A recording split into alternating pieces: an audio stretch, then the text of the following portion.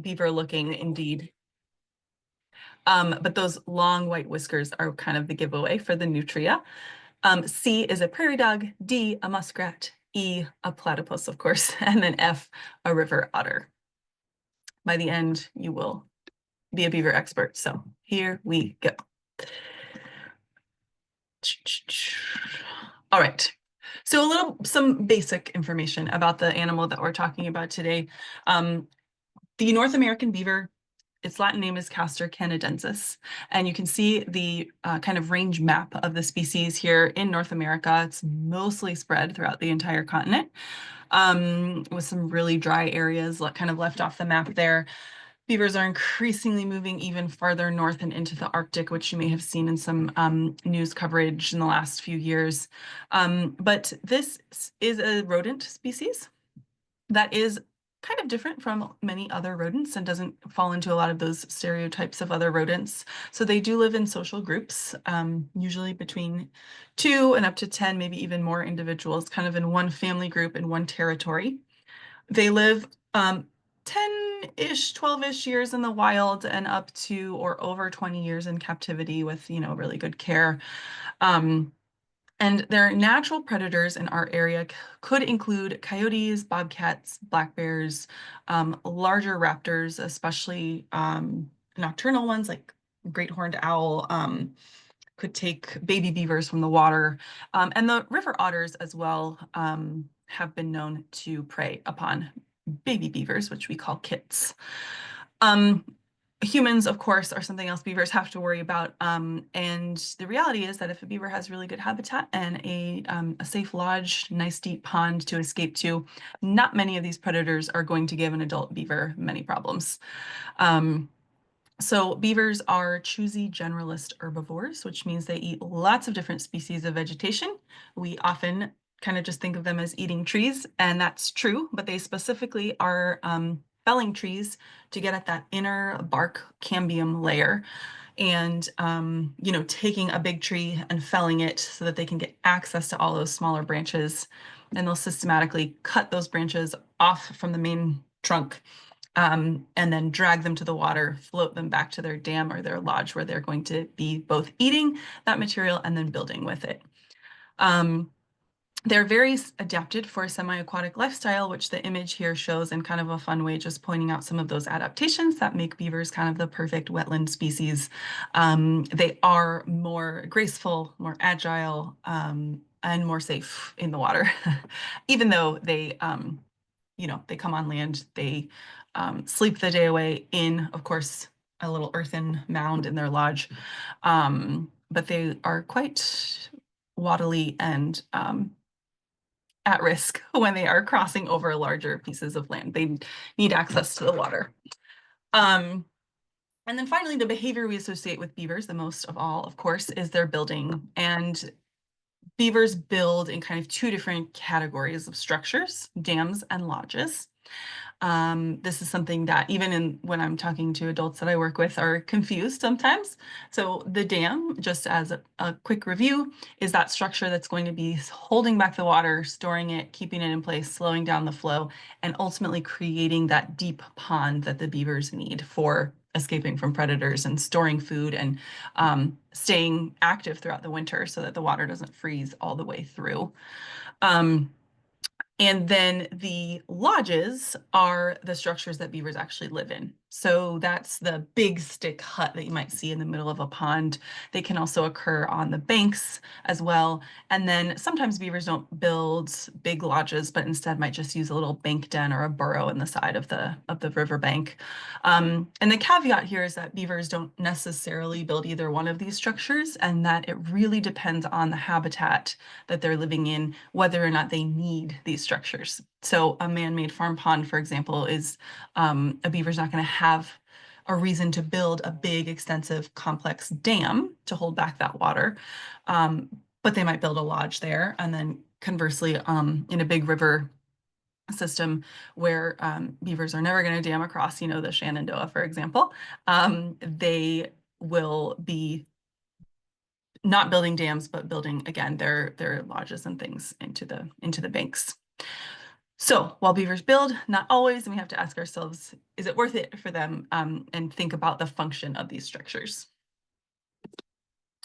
So here's a timeline of beavers in North America. Going back a million years ago, there were critters called paleocaster, which many millions of years ago, these are the ancestors to our modern day beavers that lived on land and then dug these corkscrew-shaped burrows into the ground.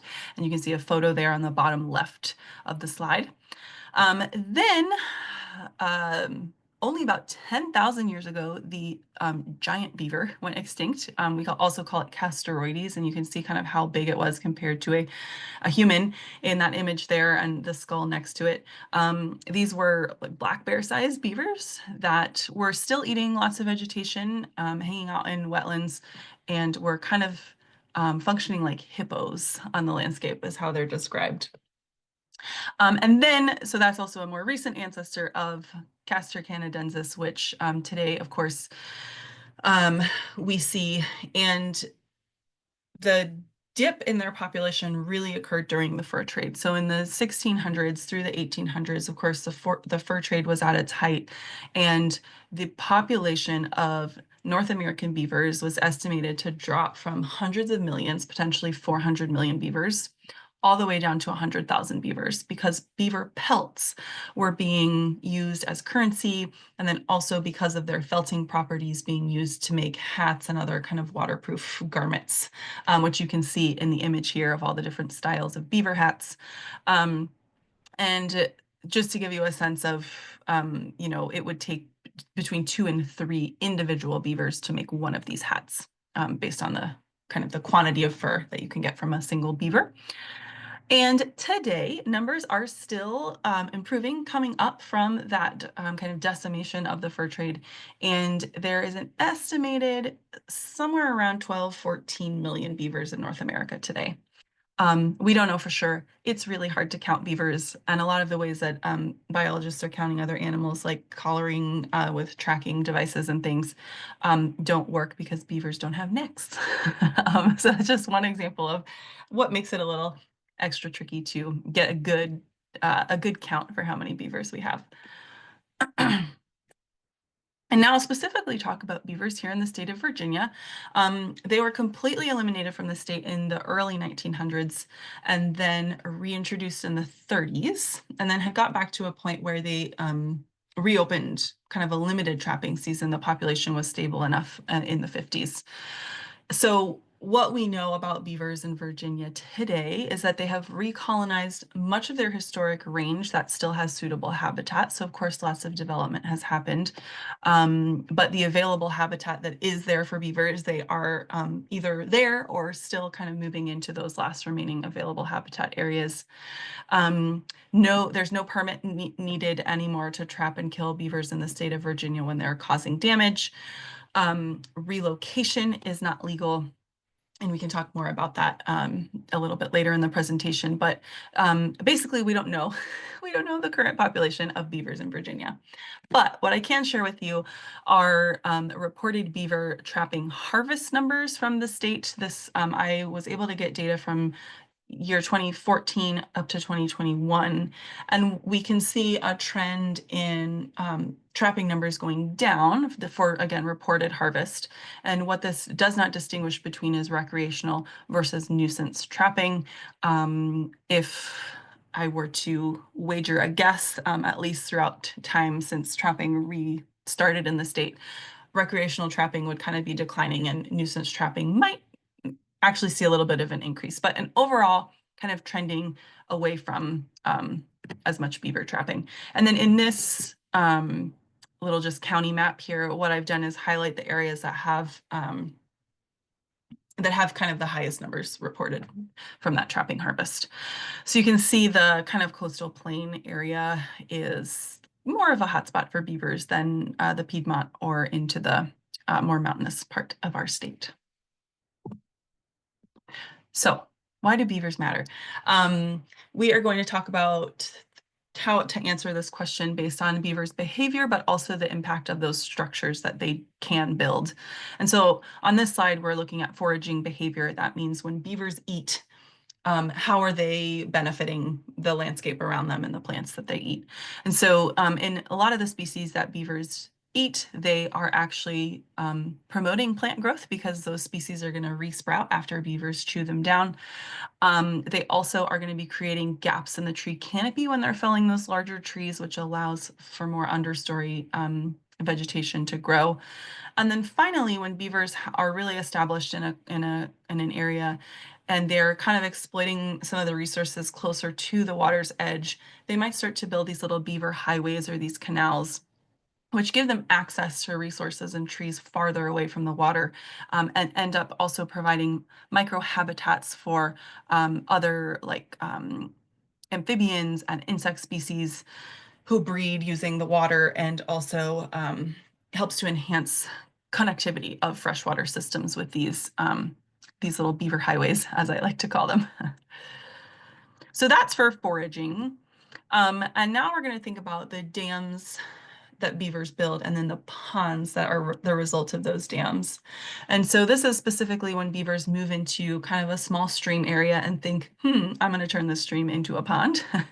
When they do that, not only are they creating the ideal habitat that they need to survive the winter and escape from predators and all those things we talked about, but they're also having this impact on the landscape and on the species that also live in these wetlands. And so there's a lot of stuff here on this slide. I don't want to just read through every single bullet point here, but essentially the beavers are helping to just slow that water down, spread it out, really sink it down into the earth around the air, around the wetland, which is great for, erosion control and restoration and slowing down the spread of sediment and cleaning the water as it runs through these dams, which are like big filters, recharging the groundwater and replenishing the aquifers. So all of that good stuff happens as a result of beavers really just slowing down and storing and spreading out water. And this continues onto this slide here, some of the things we were just talking about. And I'm going to also show a few pictures and videos coming up here, which I think illustrate these better than just bullet points. So this is Susie Creek, a creek in Nevada that shows, it's a photograph from 1991 before beavers showed up, and then 2012 after beavers had been well established in this creek system.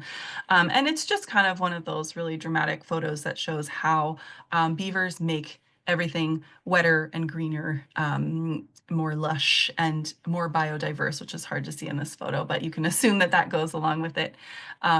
So, this is a beaver took a single channel, kind of eroded, degraded stream in a dry place and turned it into this wetland kind of haven, really, for lots of water and other species there.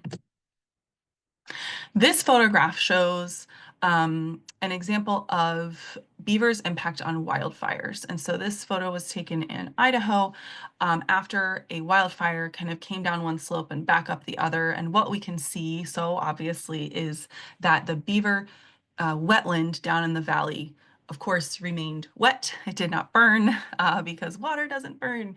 And so, this green, wet area in the valley was able to provide refuge for other species during the fire, and also is going to help the vegetation regenerate faster after the fire. And so there's a lot of great work, research on this topic right now. A lot of it's happening out west, but it's just a really cool photograph to show and a really dramatic impact that beaver wetlands can have. So one of those researchers, and probably the most popular one, you may have even heard of her, Dr. Emily Fairfax. She studies beavers in wildfire, and she's also an amazing science communicator.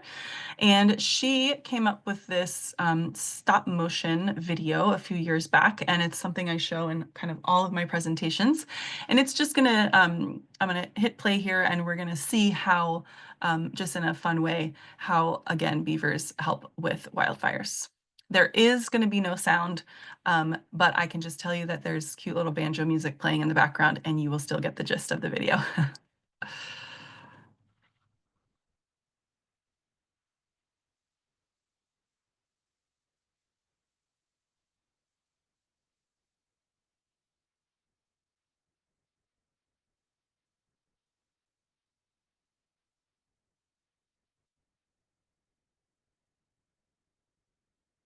So we can see the beaver building a dam, creating a pond in that stream, all those little beaver highways and are spreading the water. There's more growth and greenery. There's bird song, and then here comes the wildfire.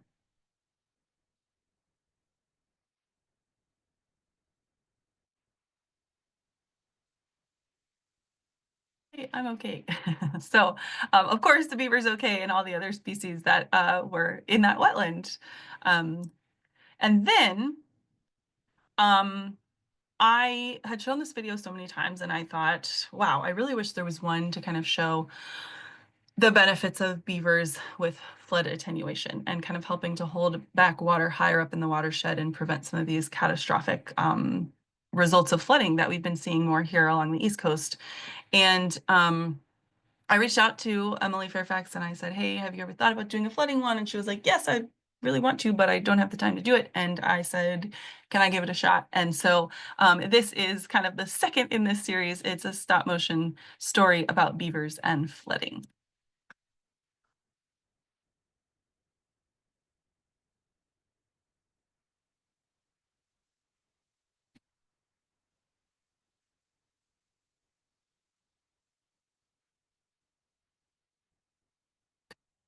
Music for this one.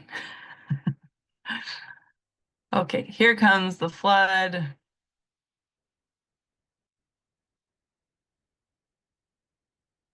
The end of this video, as you can see, or hopefully what I hope you saw was that at the end, it was the town.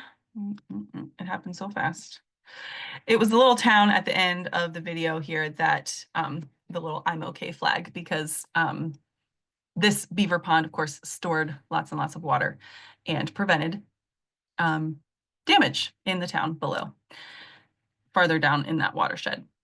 So thank you for indulging me with those videos.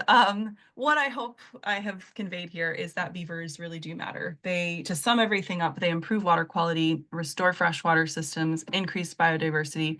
And I think even in the next talk in this series, you all might be able to see some camera trap photographs of some of those other species.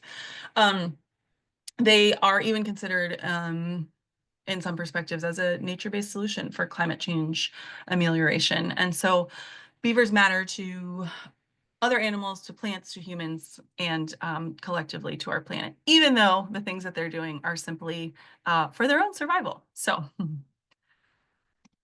now that we know why beavers are important, we're going to talk about how we can coexist with them.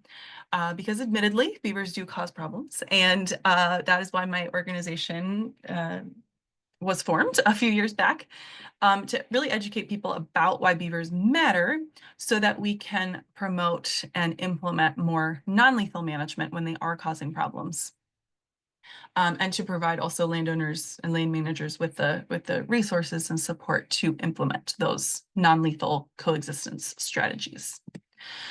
A lot of people, when I tell them the name of our organization, say, what's a human beaver? And I always think of this Animorphs book cover and this guy right here in the middle. And of course, what I mean by human beaver is actually, taking from the term human wildlife conflict or human wildlife coexistence, that hyphenated kind of syntax there. I really wanted that in the name of the organization because it's important to me when we're talking about coexisting with wildlife or conserving wildlife that that we don't ignore that humans interact with our wildlife, right? And so I come from an anthropology background, and a lot of my work is in working with humans more than beavers, and really understanding what they value, what their concerns are, and then kind of working with them to validate those and address those things so that everyone is happy in the end, because that's what coexistence really looks like.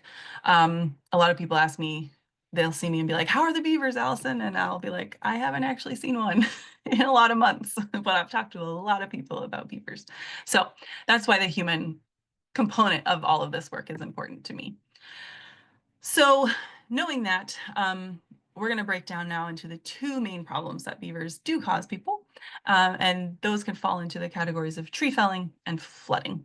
And so, of course, the damage to trees is one of it's of the two, the simpler, cheaper problem to address if that's the only issue someone is dealing with. And when I say only, I do mean that in kind of a relative term because like in the intro, like Kim said, I'm so interested in what beavers do in part because they do it so fast and so dramatically. So even, a few trees coming down all in within a few days time can just really shock a landowner and, can be cause for concern. So um, the tree felling is one, and then of course flooding, which depending again on the habitat or kind of the context where the flooding is occurring, it might be not a problem at all, and the beavers are just have a new pond to swim around in, or it might be occurring on a road in the wintertime, and then of course it's a big safety issue.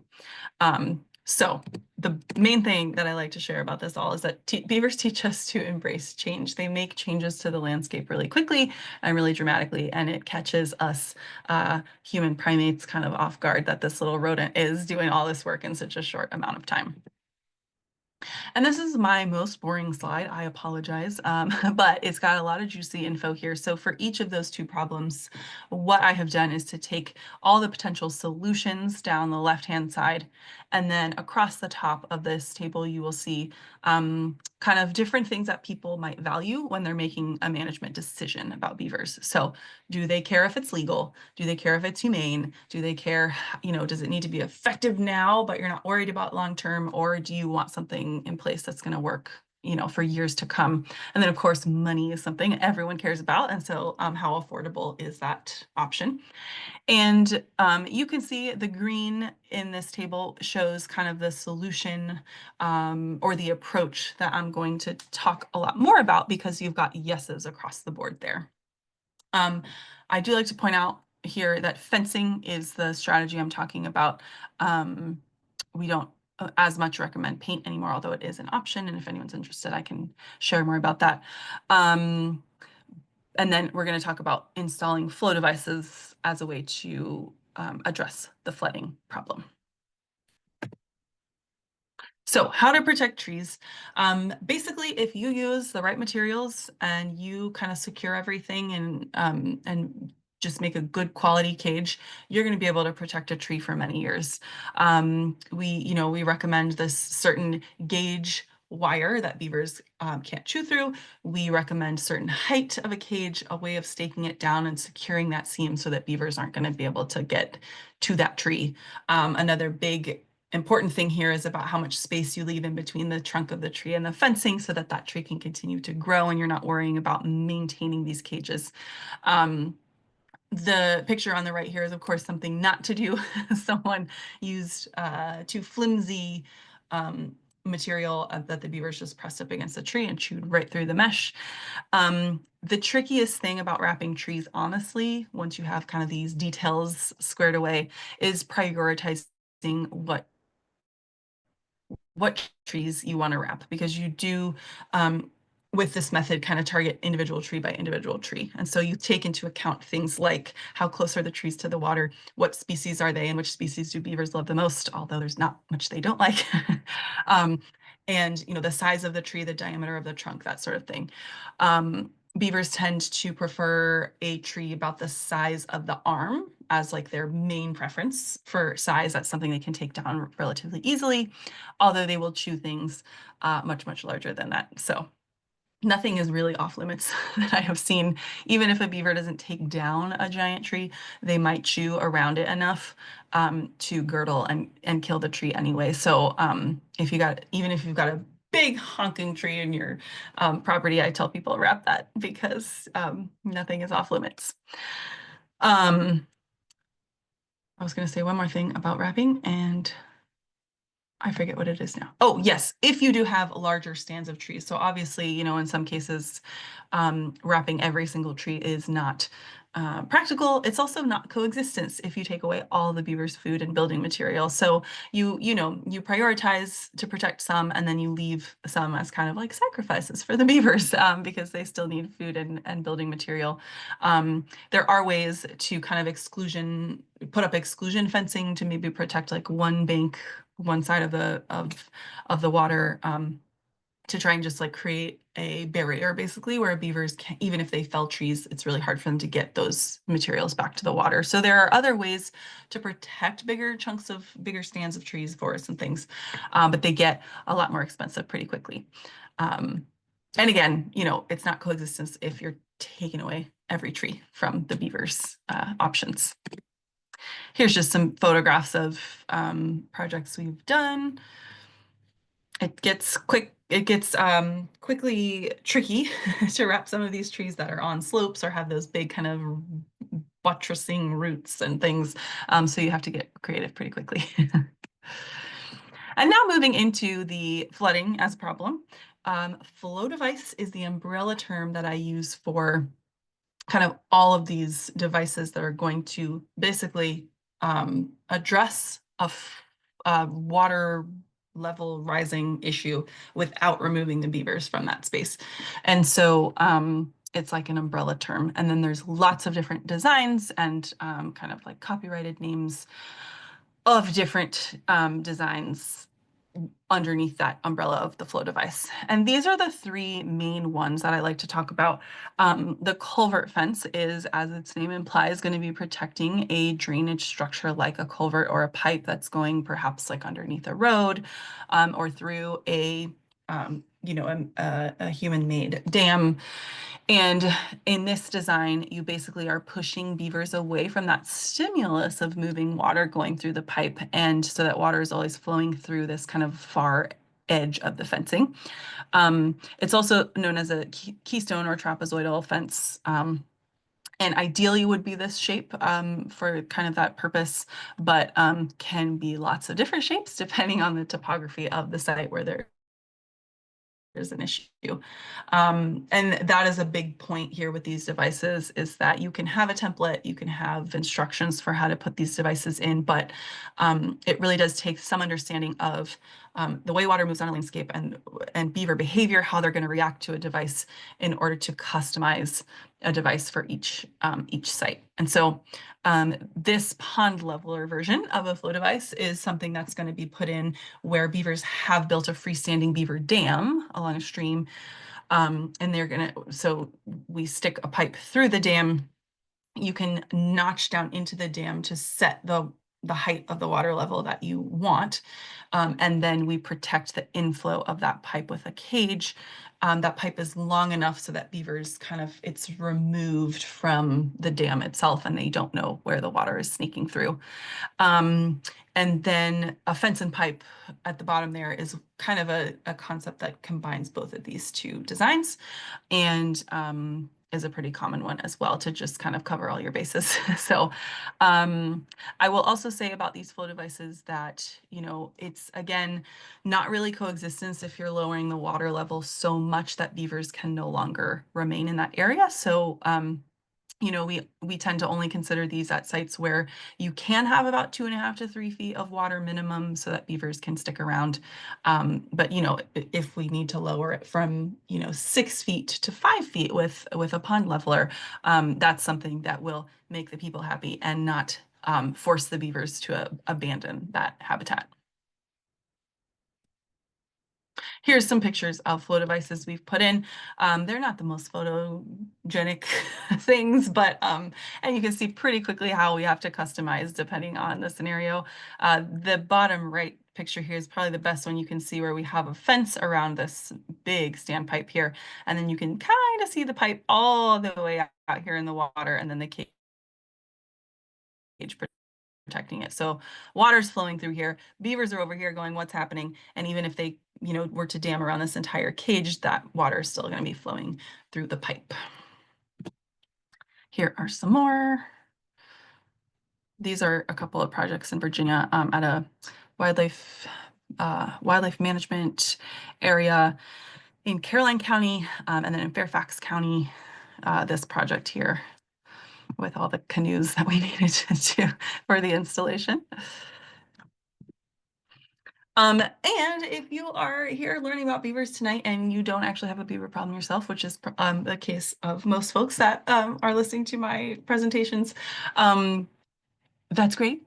I'm glad you don't have a beaver problem, but there's still a lot you can do to kind of promote this, coexistence with beavers by learning more about beavers. These are some of my favorite books about them, reframing the way that we think and talk about beavers, and so not using words like nuisance or pest.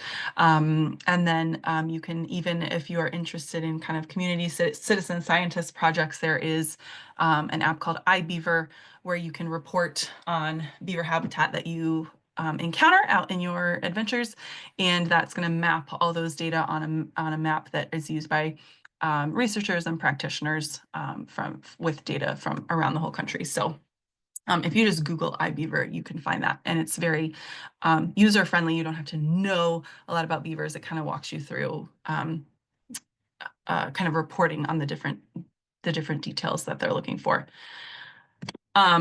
And then, of course, my organization is around to help with issues like this. We do consultations and install these flow devices and just teach people how to coexist with beavers. This is a little comic featuring Bubbles, the beaver, that is just kind of summing up everything that we have talked about this evening. You can find this graphic on our website, and I'm going to show you that website on the next slide, but it's just a fun way to, again, kind of sum up everything and just portray beavers in a cute little light. So feel free to use this graphic and just share it, spread the love of Bubbles, the beaver. And now we have our post test. So which one is the beaver? Oh no, you can't see the beaver. There we go.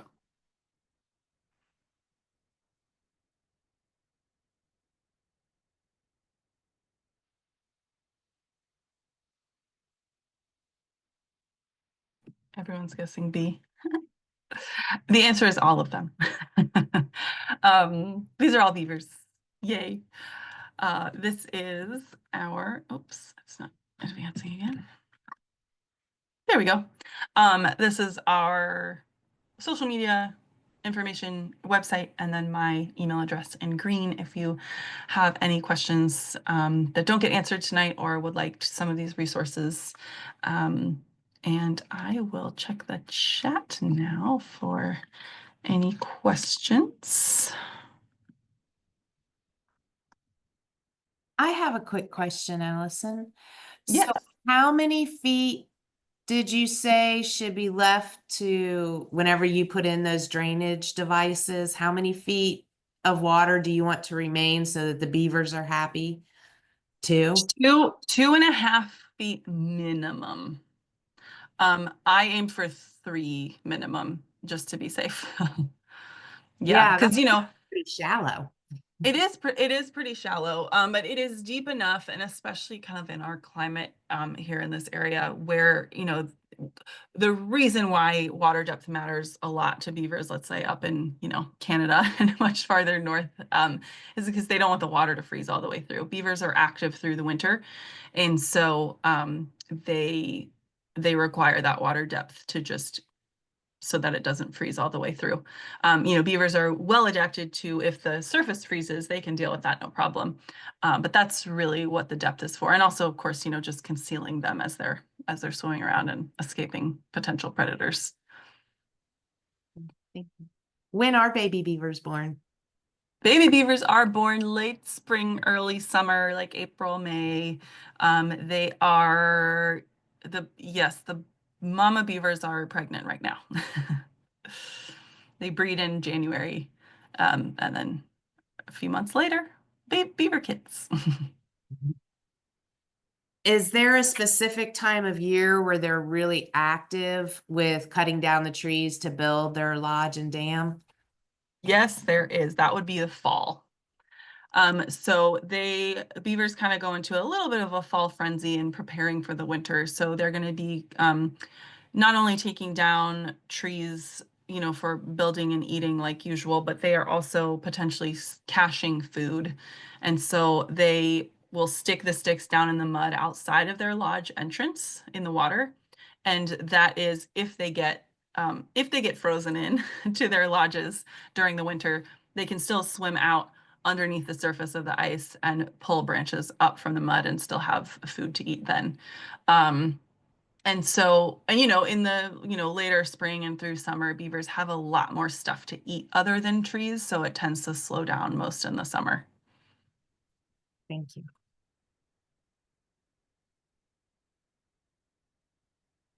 Questions? Do I still sound like a robot? You do to me, but I guess no one else, even when the audio of the YouTube video played, I heard it weird. Okay. Who knows? Which didn't happen when we tested this like an hour before, so. Yeah. Does anyone have any more questions? Any other questions for Alison this evening? And I would like to comment that beavers have played an important role at the Dulles Greenway wetlands in creating the large ponding area that exists there. To join one of the walks so that I can visit. Yes.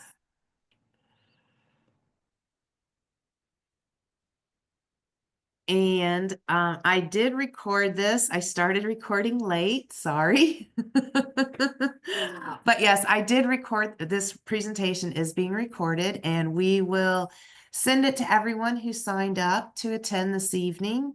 So you'll have the link to it in case there's something that you want to go back and look at. And then we will also make it available on Loudon Wildlife Conservancy website as well. And I'm sure we'll share it out through social media too.